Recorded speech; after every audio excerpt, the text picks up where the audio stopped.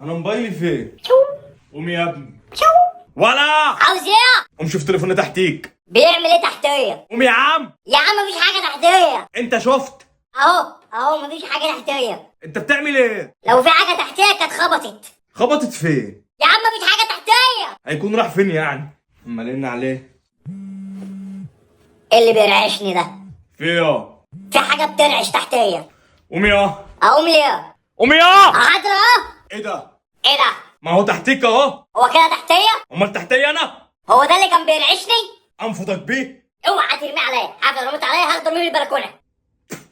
انت بتدفع عليا يا معفن؟ ولا غور من وشي عشان لو وقفت ثانية كمان مش هملك أعصابي وهمسكك أقتلك. انت كداب يا عدى 5 ثواني وانا لسه عايش ما متش. ايه ده انت هتموتني بالمخده؟ هسيح دمك. سيح دمي؟ ليه هو تلجايه؟